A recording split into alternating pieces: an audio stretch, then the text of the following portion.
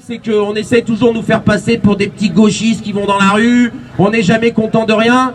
Moi, jusqu'à preuve du contraire, les membres du Conseil d'État, c'est pas tellement des gauchistes, c'est pas Raymond ou Jackie, hein, c'est des gars qui soi-disant sortent de l'ENA et ont des diplômes que même nous, on n'aura jamais en addition à tous les nôtres.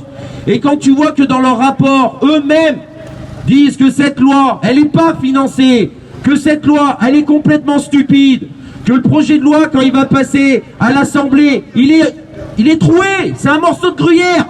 On t'annonce quelques trucs, puis on verra après, on discutera de 29 nouvelles ordonnances plus tard, mais ils nous prennent pour des débiles.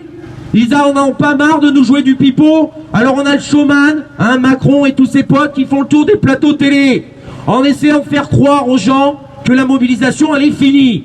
Moi, jusqu'à preuve du contraire, il y a des grévistes depuis le 5 décembre qui sont dans la rue. Il y a de plus en plus de secteurs en lutte. Alors bien sûr, c'est pas la grève générale comme j'en aurais rêvé. Bien sûr, on n'est pas tous depuis le 5 décembre des millions dans la rue. On en est conscient. Et alors, la population, elle nous soutient toujours. Et alors, on tient toujours. Et les secteurs qui sont aujourd'hui en bagarre et qui le seront demain, ils sont pas prêts de lâcher. Parce qu'on n'a pas le droit de lâcher. Cet homme et son gouvernement de casseurs ne veulent plus de service public qui appartient à tous et sont au service de tous. Il ne veut qu'un État minimum, l'armée, la police, le pouvoir judiciaire, pouvoir législatif, exécutif, où ces trois pouvoirs sont confondus en un seul homme. Tout au long des jours prochains, de nombreuses actions sont déjà programmées.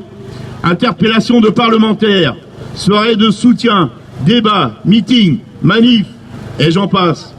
Notre mouvement s'étend et se renforce dans la durée avec énergie et volonté.